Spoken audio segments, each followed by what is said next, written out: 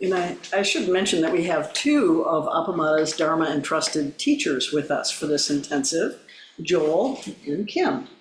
So it's really lovely to have that support in the Sangha and have the ways that they are caring for the people and for the place that we have here, that we're sharing here. So thank you for your taking on these responsibilities in the teaching role. Okay, I did have a talk.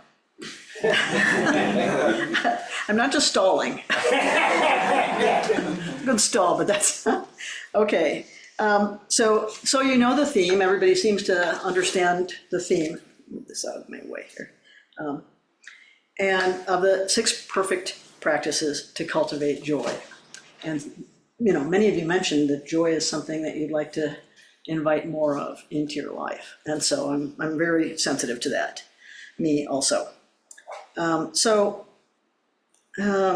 I think about Vimalakirti, you know, who was one of our icons, a lay practitioner. He was never a monk. He was never, you know, a scholar. He was out in the world. He was wealthy. He helped people. He went into the brothels and the bars to help, you know, people get free. And he said, so he was sick.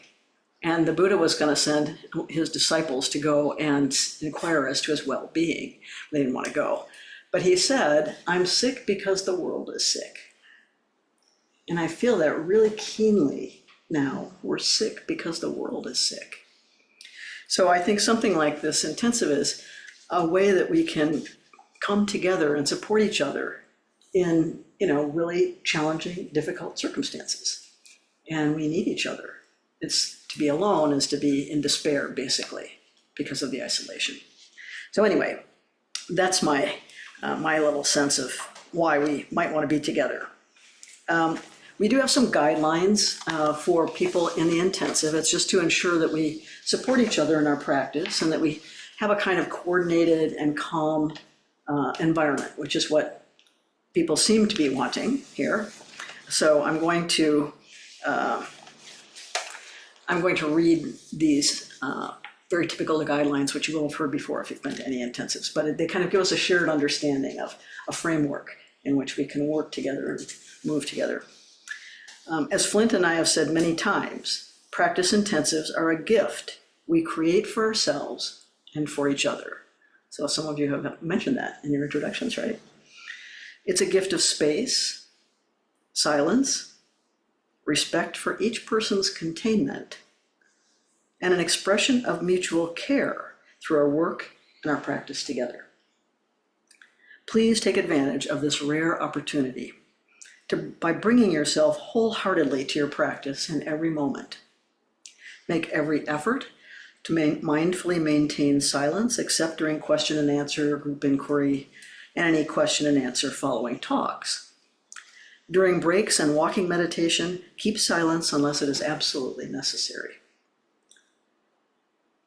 Notice, too, the natural tendency to scatter your energies when in a transition from zazen to standing, for example, from meditation periods to work periods, meals and breaks. Be alert and curious about whatever is arising, without any attempt at manipulation whatsoever. Please follow the schedule completely, unless you have let the jisha or teacher know that you have some special circumstance. Be on time for zazen, for meals, for work practice and talks. In the Zen tradition, if you were practicing in a monastery, for example, on time means at least 5 minutes before the start of an activity. You don't want to be hurling yourself into your seat. It's the very last sound of the clappers. There will be a set of clackers 10 minutes before a sitting period that follows a break, so when you hear those clackers, just come at once into the zendo. You will have roles that are listed on the refrigerator. Some folks didn't know that. So just to alert you when you leave tonight, check and see if you have a role, and then you'll know.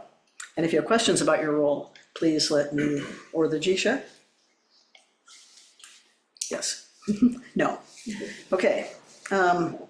Take good care of your space, keeping it neat and orderly. It's your practice home for the intensive.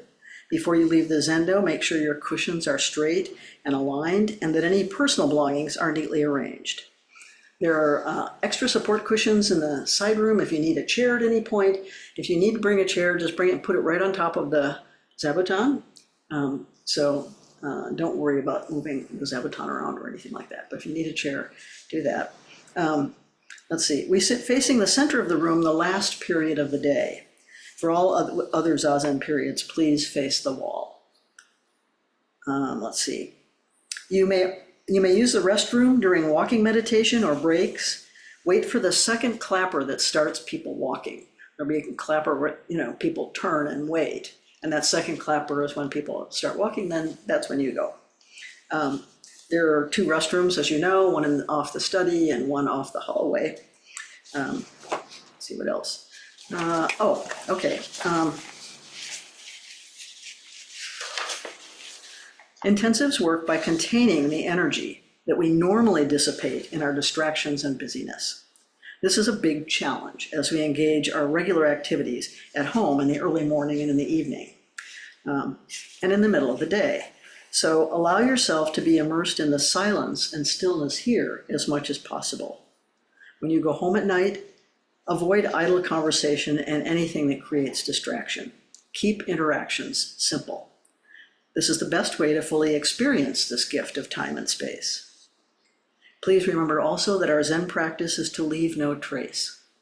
Be attentive and keep the space well. Be mindful to keep the tea area neat and clean, and clean up after yourself, especially on Saturday when we'll be here all day. Please be mindful of the roles and jobs you're assigned. Be sure to show up on time for these responsibilities. And if you have questions about how to do them, ask the Jisha or ask me. All right. Those are the guidelines.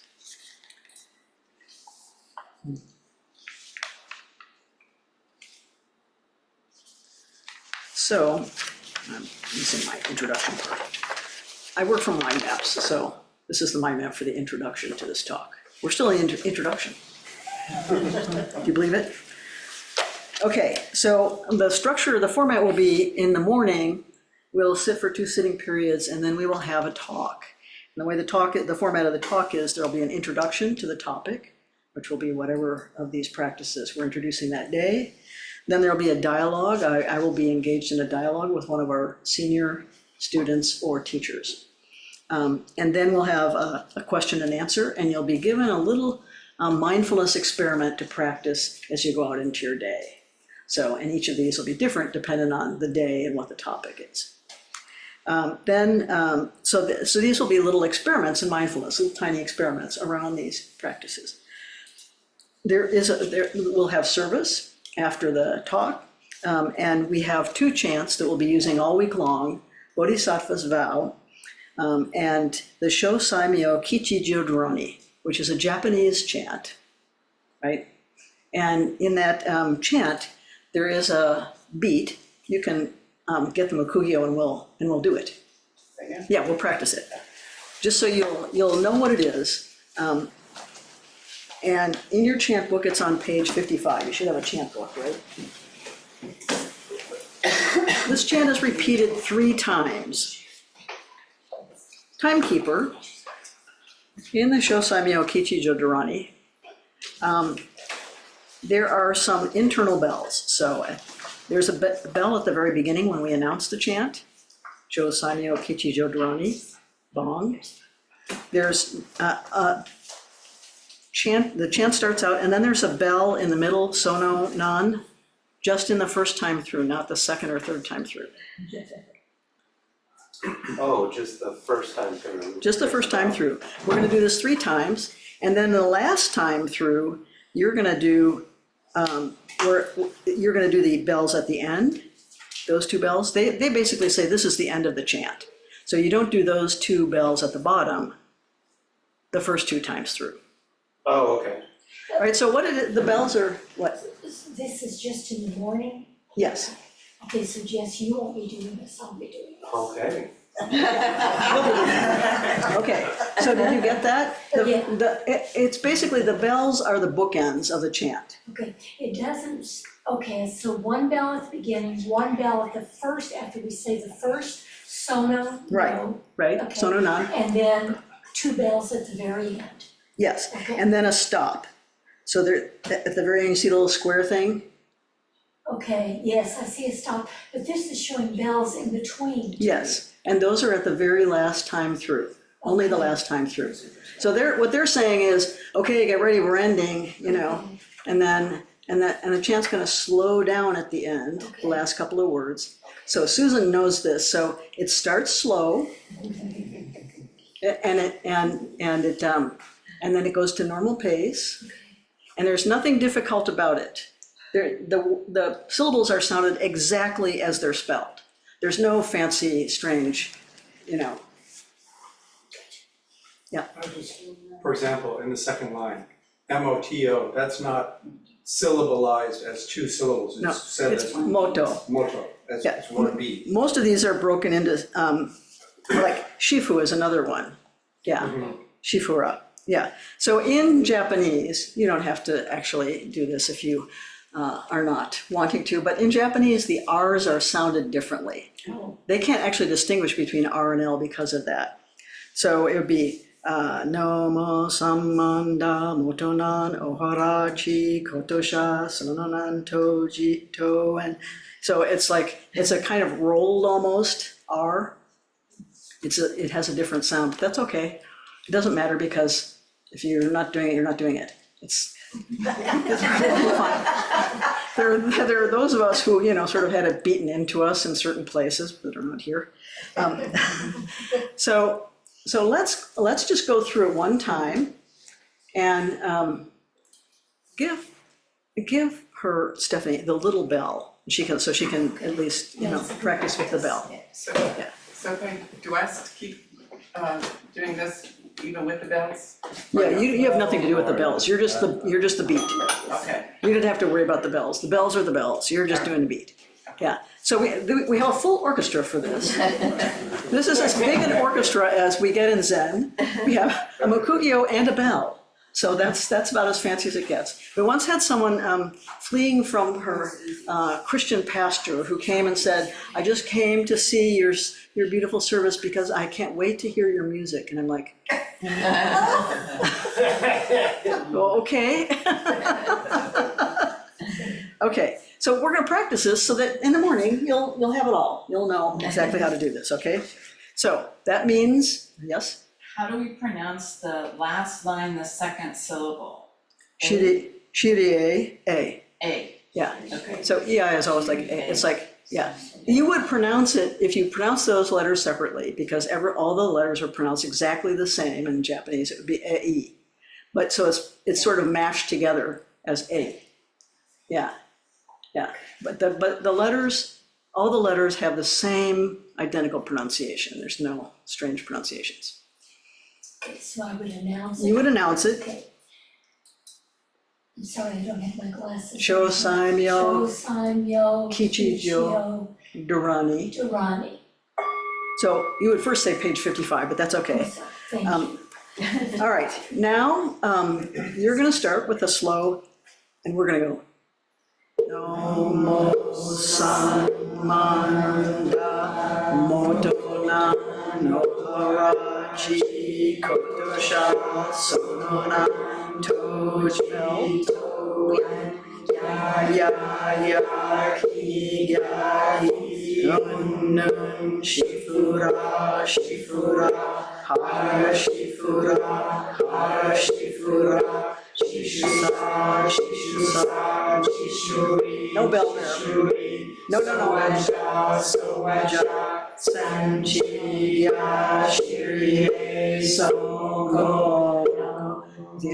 We would keep going, but we're going to stop here. Okay. So Because that was the first time through, the first time through, this bell, the one in the top. Yeah.